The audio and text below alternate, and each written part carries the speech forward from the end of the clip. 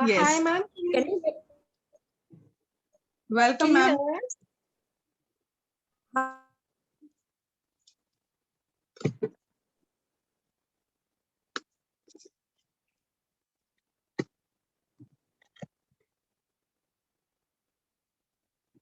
Anar, ma'am, are you there?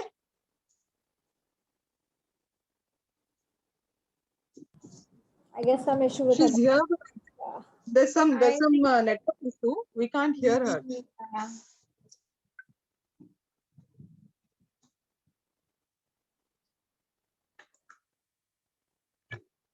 And the network issue is just there from her side. Baki sabka to I think it's working fine. There's no issue with Zoom.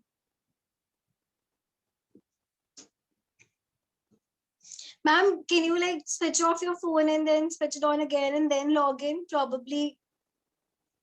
Can you unmute yourself? You there? I can see you. Anand, ma'am, can you unmute yourself? I think you just write in a chat. Maybe she'll listen. She's not listening to us. No, we are audible to her. Hi. Hi. Is it No. audible? Is it clear? Can you see me? Yes. I hear you. I can hear everything. Okay, great. How are you? Ma'am is here. I'm fine. Good. So shall we start? Yes, absolutely. Okay. My only request is to all the members, please on your video and put your audio on mute so that we can click pictures to all the participants. Please on your videos and please mute your audios. Yeah, perfect. Perfect. So now are we like recording? Can I start? Yes. Perfect. So hi, good afternoon, everyone. And I welcome you here to a very wonderful session with a very wonderful guest, Ms. Anar Mehta. This is the first session of WICCI Delhi Human Rights Council. I'll just give a brief about the council. WICCI DHRC focuses on core issues of women empowerment, rights of transgenders, issues of mental health, drug abuse, nurturing the fertile minds of kids, and making them understand the basic concepts of human rights so that when they grow up with the sense of honoring rights of other individuals. WICCI DHRC through these talk shows is trying to create a platform wherein we want people to interact and discuss these issues. We want to create an inclusive society and we aim to make the society a better place of living. I, Tanya Chadda, the council member of WICCI DHR, welcomes you, Anar ma'am. And I would also like to thank the president of our council, Mrs. Omnar Jain. She is a practicing advocate and a transgender activist. I would also like to thank our vice president, Mrs. Preeti Payal, founder of Ishwari Himalaya Born. Both of these ladies have put in a lot of effort along with their team members. We have 20 passionate women in this council who have a common dream of making a difference towards the society. I would also like to give a brief of Anand ma'am, our esteemed speaker today. She is founder of, just 1 second. She's the founder of Srishti Bharat Foundation and a jury member at Global Chamber of Commerce. She is also joint secretary at Women Wings, Baroda Football Academy. She is national president of NRI, Women India Chamber of Commerce and Industry, WICCI. I would really like to welcome you, ma'am, today, and thank you so much for giving us some time. Is there something that you want to start? Do you want to say, or shall I just start with the questions? Yes. Hello. Good evening, everyone. Thank you, Omnita ji, for inviting me this to wonderful, empowering session. It gives me immense pleasure to be a part of this event. At the onset, let me wish that all of you and your family members are safe and completely healthy. Being in among the company of such talented and powerful women, it inspires me to take even more efforts towards women empowerment. Thank you so much. Great. So, ma'am, the first question is, a World Bank study ranks India 120th out of 130 countries in terms of labor force participation rate. how can women participate in the economy in India can be increased? Sure, Tanya. World Bank noted that no country can develop and achieve its full potential if half of its population is locked in non-remunerative, less productive and non-economic activities. Therefore, in a country where young women's education is now at par with men's, ignoring that half of the population isn't participating equally in the economy means we are missing out on innovation, entrepreneurship and productivity gains. As a report by McKinsey Global Institute suggests that if women participated in Indian economy at the level men do, annual GDP could be increased by 60% above its GDP by projected GDP by 2025. Given this, governments at all levels, civil society and citizens should make advocate measures to ensure gender equality.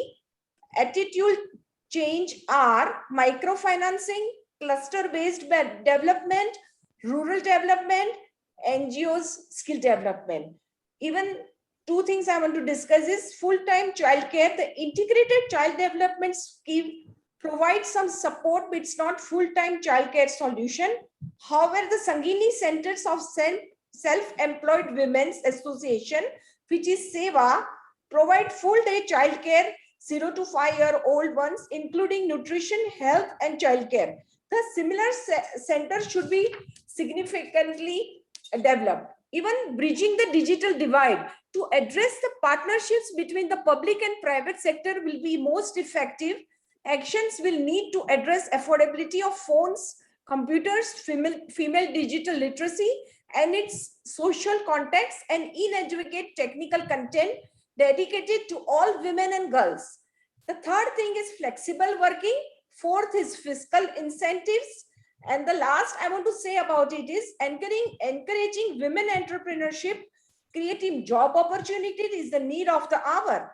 However, encouraging more women to become entrepreneurs will provide a long-term solution by creating jobs, fulfilling innovation, and furthering investment in health, education, entrepreneurship among women could transform India's economy and society.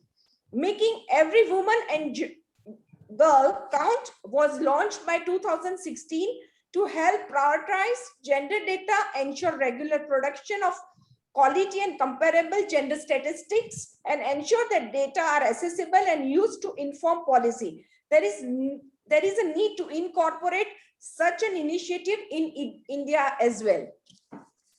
Very well said, ma'am. And I totally agree to whatever you've just mentioned. Quickly, I'll jump on to another question. The 6th economic census suggests that only 14% of Indian women own or run businesses. What factors deter women in the country to run or own businesses? What role can women entrepreneurs play in shaping businesses, and how can they break the glass ceiling? Okay, the first things, the factors deter women are financial problems, fierce competition as compared to the men, male-dominated industry, limited mobility, lack of education, striking a balance between family and business, low risk bearing ability. The second thing, the role which women can play in shaping businesses are drive innovation, which is focused on women, child and mother care, because women entrepreneurs have a better understanding of the need gaps related to woman, mother and child care. Women entrepreneurs can play an important role to drive economic growth by starting new businesses and contributing to the improvement in various key goals such as per capita income, innovation, the standard of living and community development. Accelerate job creation, that is accelerating women entrepreneurship from the current 20 to 30% can create over 30 million women-owned enterprises by 2030. The last thing I want to tell is social independence and more women in the ecosystem. How they are breaking the glass ceiling, the role model, building their tribes, they're increasing says in business lobby, corporate governance, decision making, they're setting the standards in organizational behavior, working process, hiring and appointment process, etc. Ma'am, what is the effect of these policymakers? Can they prioritize, women-related sectors, female entrepreneurs, or can policymakers encourage them to take up and start a new business? What is their role?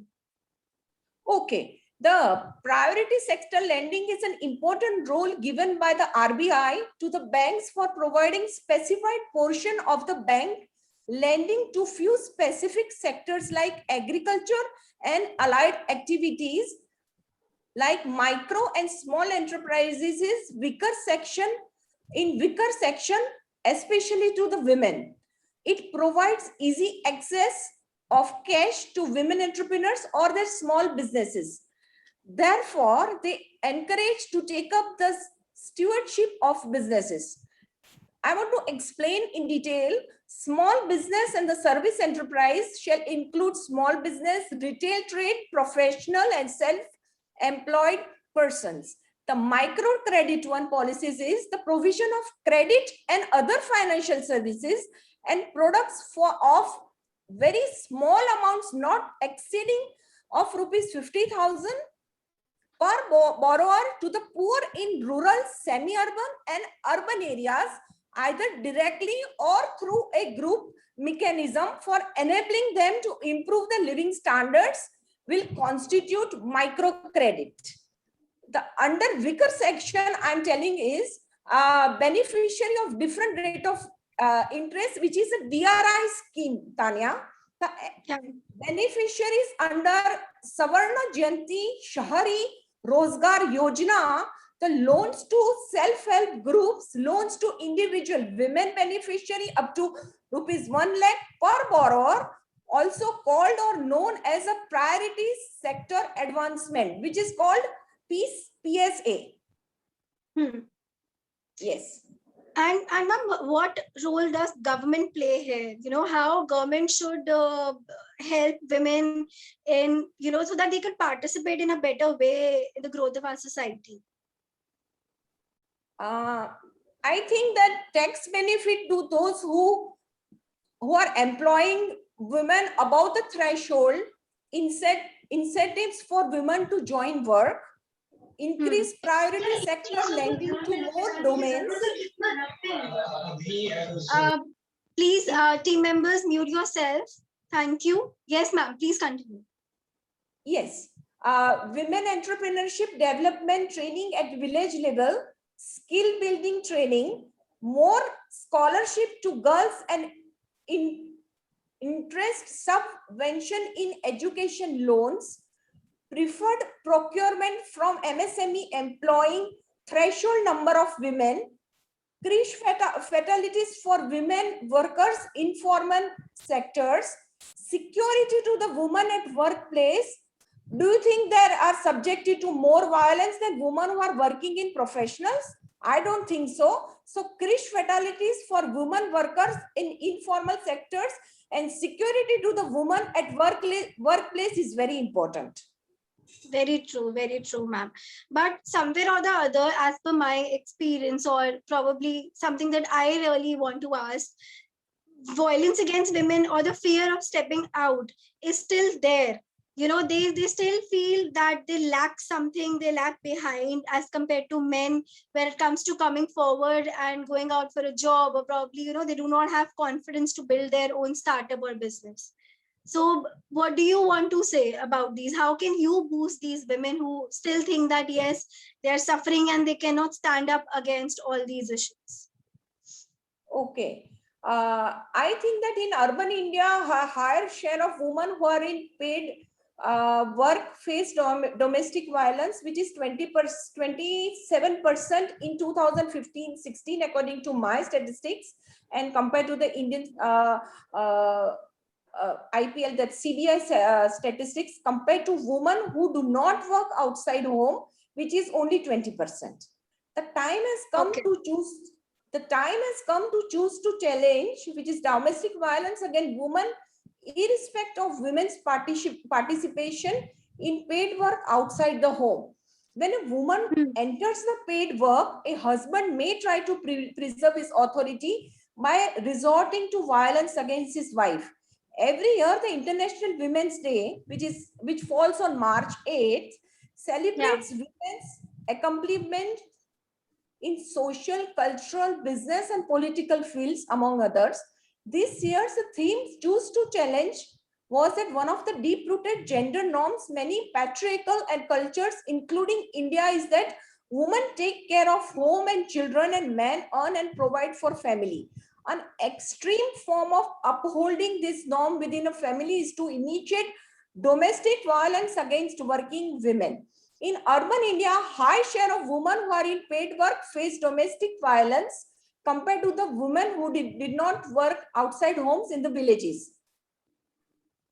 In urban India, I think that workplace, corporates, government sectors, more security, more policies and schemes regarding the security of women should be implemented. And by the way, in the village and in the rural area also, it should be implemented and integrated accordingly.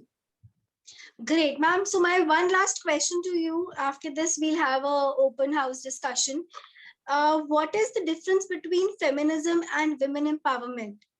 A very, long time fight, or what should I say?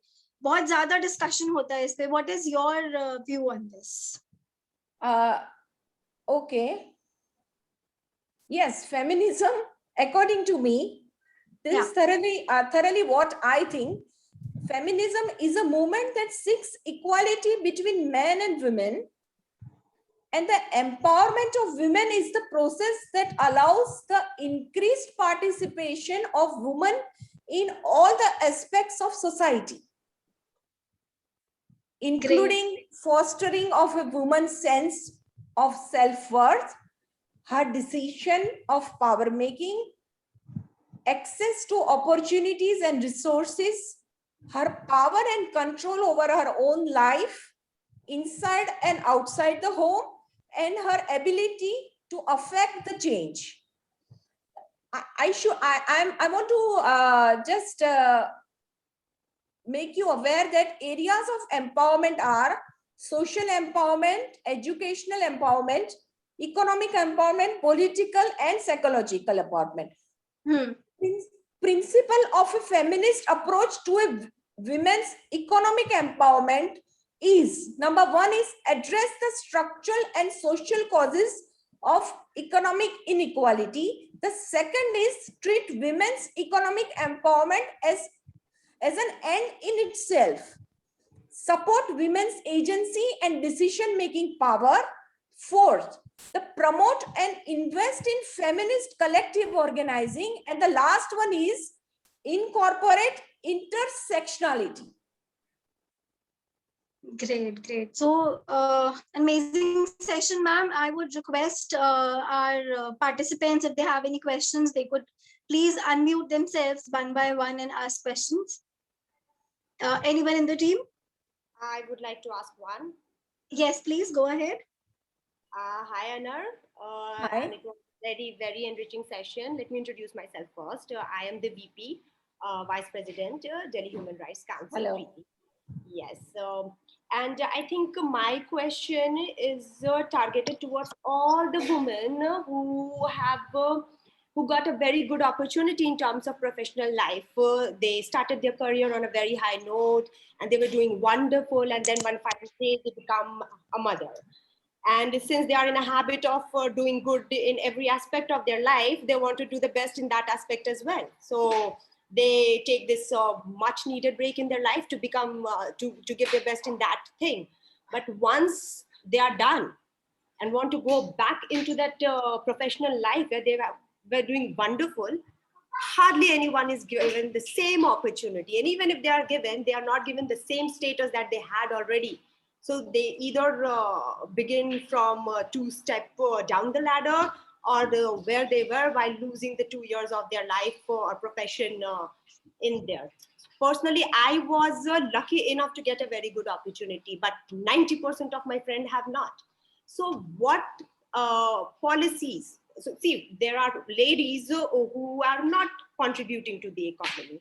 There are ladies who have been contributing to the economy, and now they are not able to, just because they had to take care of a very important aspect of their life. And no woman can just leave that responsibility behind and start their life. So what the woman of that genre should get from the government or from the authorities or from the corporate offices? Is there anything that can be done for them? Like when a company is rehiring, they are given the first preference in the rehiring for the application. I think most of the women who are there on the panel have become a part of this thing, would like to know what can be done for these women. Okay, I think that women influence other groups and authorities. She should be more challenging in decision making, policy level changes. Gender dynamic refers to that's what you are telling me. Gender dynamics refers to the relationships and interaction between among boys and girls, women and men. Gender dynamics are informed by socio-cultural ideas about gender and the power relationships that define them. Depending upon how they are manifested, gender dynamics can reinforce or challenge the existing norms. Know is what strategies. I just want to finish. Comprehensive strategies that focus on the range of obstacles that women encounter, picking one issue to address meaningful impact on women and their families. The strategies that respond to the diverse experiences of all are policy solution that would help wealthy women but not low income women, solution that would help parents but no other caregivers, and solution that would ignore the different challenges stemming from the intersection of race, gender, and ethnicity are inadequate and non-inclusive. Second, solution rooted in inequality. All women deserve an equal chance to succeed and enjoy the same rights and privileges of citizenship as men, encumbered by barriers stemming from their status as women. A conception of women empowerment that goes beyond an individualized focus. Meaningful policy solution must be more than piecemeal proposal made in a vacuum. They must encompass a broader vision of structural change in fundamentally shifting the status quo. Women must be able to access and exert the power necessary to operate the autonomy and independence just like their male counterparts. From the I think from the government and the corporate sector, the help should be given. They should be more encouraged at all the higher level and the lower level committee also. That's what I think.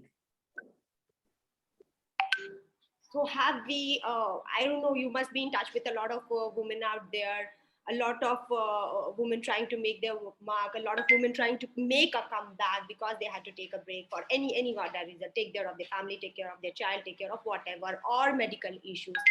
So, and honestly, when I talk about this, I'm not even talking about men.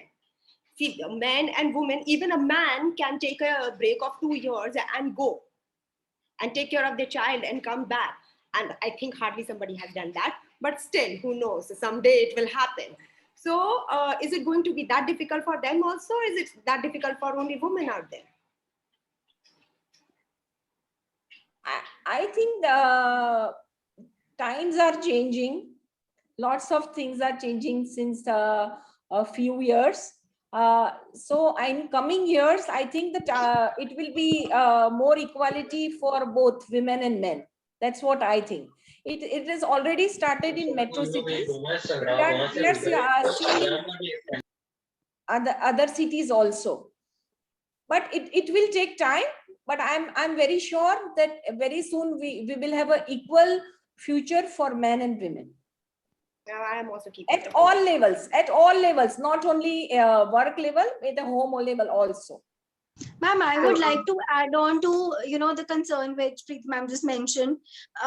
Probably it's high time that we all should start working together as a team, men, women, husband, wife, whatever you want to say. And then only we'll be able to make this work when, like a man in future, a female can also think about taking leave for 2 years without, worrying about their kids or family or anything. But whatever it is, it's a change that we need to make and we have to work together for it. I hope This is a very, very nice situation, but I don't think any mother will be confident enough to leave their child behind with their papas. we have Honestly, to work. Mothers also need that confidence. पति पे विश्वास करो और कोई बात नहीं, देखो कि वो भी संभाले बच्चों को. So जब तक छोड़ेंगे नहीं situation, उनके सर पे आएगी नहीं, वो देखेंगे नहीं. This is what I believe. I'm not a mother, so I could be wrong. And Preeti, there are many countries which give equal amount of paternity and maternity leave. So countries like Finland and all, you get 2 years of maternity leave and you have an equal amount of a paternity leave. So when they can be to leave their kids with the... What I am saying, Papa will be very happy to stay behind and take care of the child. The mama will not leave them. No. So that is something that mother needs to change in themselves. Has to start coming in.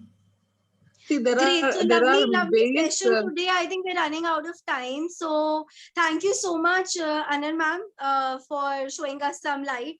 And it was a pleasure having you here. Looking forward to more sessions with you, hearing from you, learning a lot from you. Thanks a lot, Mehta ma'am and Preeti ma'am, for making this happen. And thank you so much, everyone, all the lovely participants. It was lovely meeting all of you here virtually, because due to pandemic, we cannot meet physically. And thanks a lot. It was a pleasure having you here, ma'am. I would like to add, I'll take only 15 seconds here and thank all the participants for taking out time from their busy schedule and be a part of this, because what we were talking about, standing together, it will not happen when people like us are here discussing the problem that really exists. So thank you so much. And I will want to take 10 seconds more telling everyone that next week we will be planning to have one more session wherein we can discuss on these topics, because these topics are very important.